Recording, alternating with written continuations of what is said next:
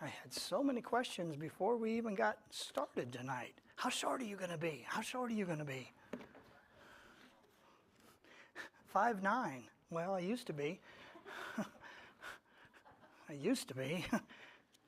Strange how that changes over the years. Too scared to figure it out now. So have y'all been taking wagers or something? What time I'll get done? No? Yes?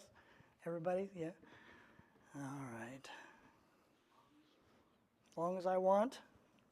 Well, we're done. No.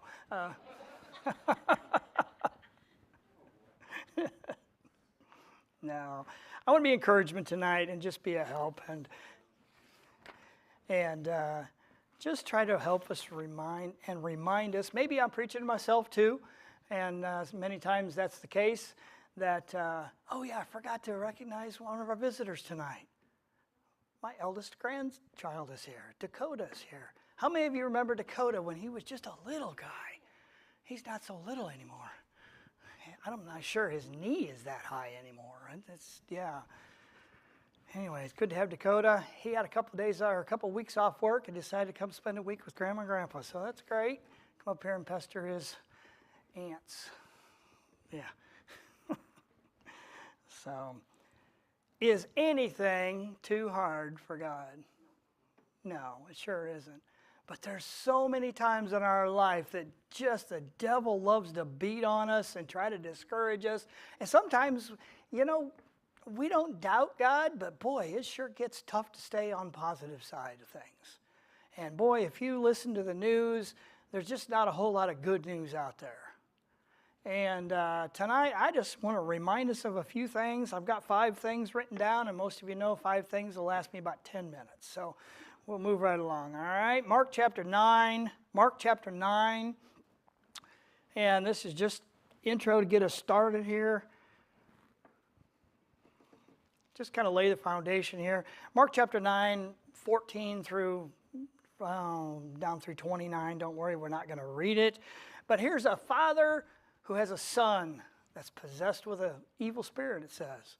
And I don't know about you, but that would be a condition that would be worrisome as a parent.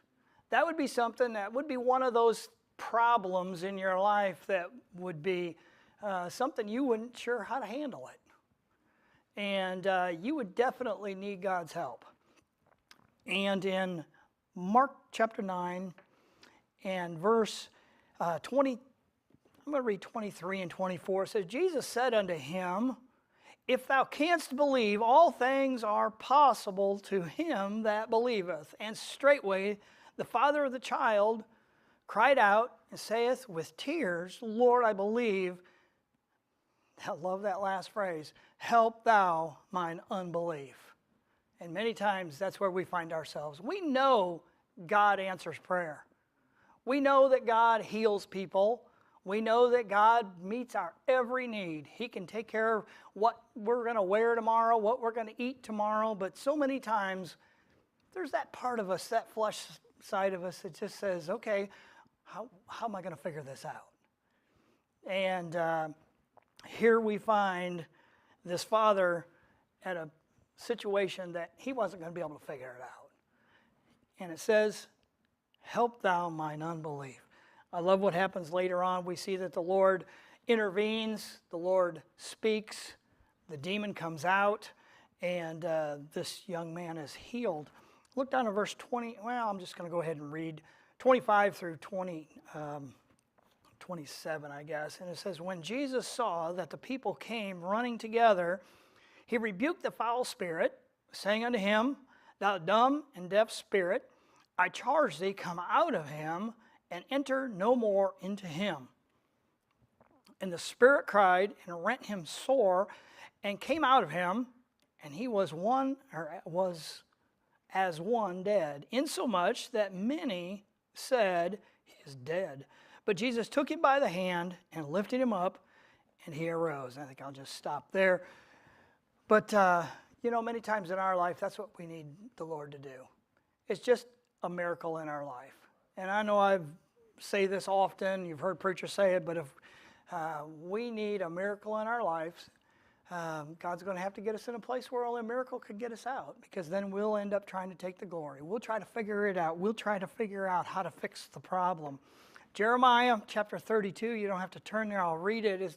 Verse 27 says, "Behold, I am the Lord, the God of all flesh."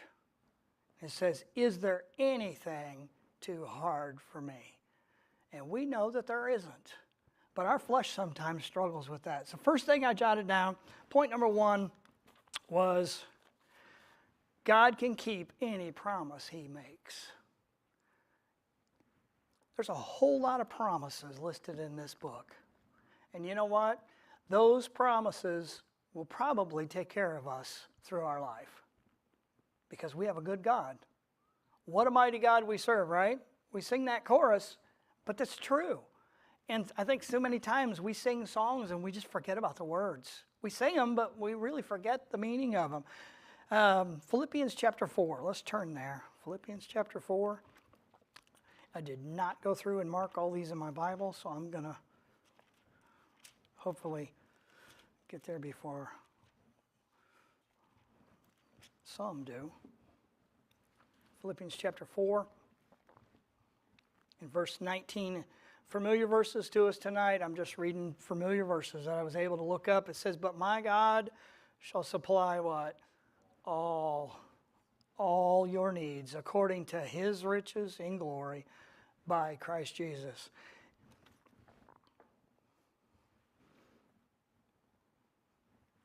Ezekiel chapter 12 is another good verse that says, "For I am the Lord, I will speak, and the word that I shall speak shall come to pass."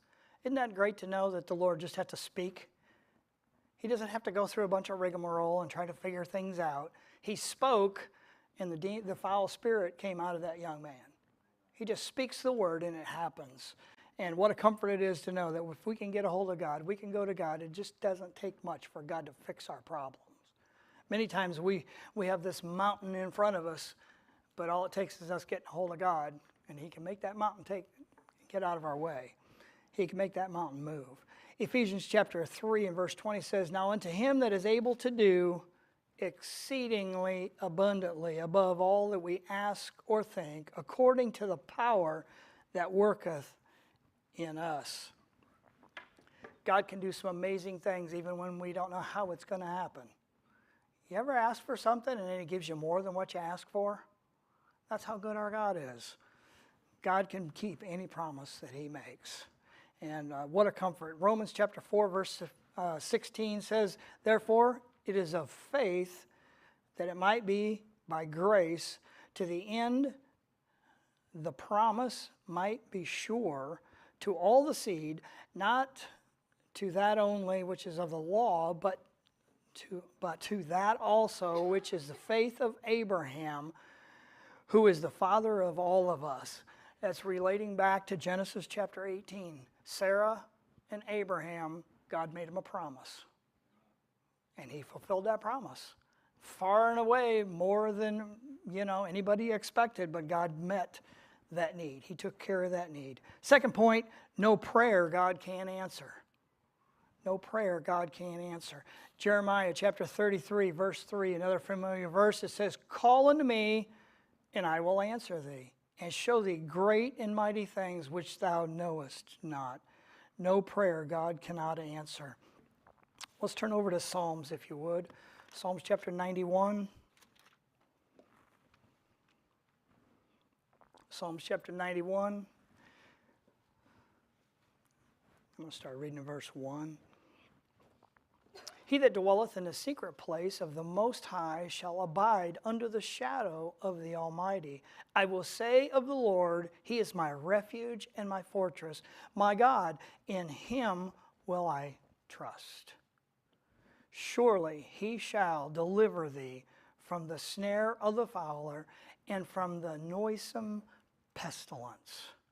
We have a good God, and He's just waiting to answer our prayers. Matthew chapter 7 says, "Ask, and it shall be given you. Seek, and ye shall find. Knock, and it shall be opened unto you. For everyone that asketh receiveth, and he that seeketh findeth, And to him that knocketh, it shall be opened. What a mighty God we serve. Third point, no problem that God can't handle. Psalms chapter 31, another good verses. Psalms chapter 31 and verse 9 tells us, have mercy upon me, O Lord, for I am in trouble. You ever been there? Mine eye is consumed with grief. Yea, my soul and my belly. Sometimes you got so much grief, of course your eyes are full of tears, your eyes burn from crying, but your insides just hurt. You don't know where to turn. You're brokenhearted. You don't know where to turn, don't know where to go. But our God is there to take care of us. Our God is there to handle our problems. Psalms chapter 34 and verse 4, I sought the Lord, and he heard me and delivered me from all my fears. Verse 6 says, this poor man cried, and the Lord heard him and saved him out of what? All his troubles. Well, thank the Lord for his goodness to us. Fourth thing I jotted down is there's no people God cannot revive. No people God cannot revive. I still remember the night. I won't give the name because I don't know. They might be watching. But our church up in Ligonier, the church and a wife. A wife had been coming to church just begging God for years for her husband to get saved. And lo and behold, one special Sunday, I don't remember which Sunday it was exactly, but I was up there in that church. I had to sing a solo for the invitation, which got difficult sometimes, but it was just piano and me singing. And I had to stop singing because this big old burly gentleman, he's a big old truck driver, just hard as can be, walked out of his seat and came down just sobbing. Nobody thought that truck driver would ever get saved. Fell on the altar just sobbing. And then his wife started sobbing. Some of you know who I'm talking about. I see smiles. But the truth of the matter is, what a great day. That's because we have a mighty God. And there's no soul that he can't revive, no soul that can't be touched or saved. And we have a good God. Hebrews chapter 7. I guess we're going to have to turn there. I didn't print that out. Hebrews chapter 7. Shh. I'm just teasing.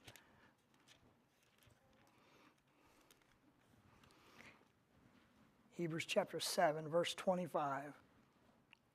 Wherefore, he is able also to save them to the uttermost that come unto him, that come unto God by him, seeing he ever liveth to make intercession for them. We have a God that can revive anybody. We have a God that can save anybody. And then if you would, turn to Luke.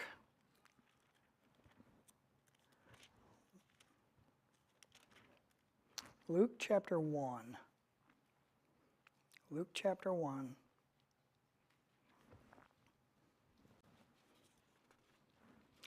And I think we're just going to read this verse and we'll be done for the evening, but I need to leave this last verse with you. For with God, nothing shall be impossible. Nothing shall be impossible. In the day in which we live, there's a lot of things that look pretty impossible. I think the devil is attacking on every side. Things are getting worse and worse in our country and in the world. And the truth of the matter is, we still serve a mighty God. We still serve a God that can meet our needs. He can take care of us. And verse 37 says, for with God nothing shall be impossible. And thank the Lord for that tonight.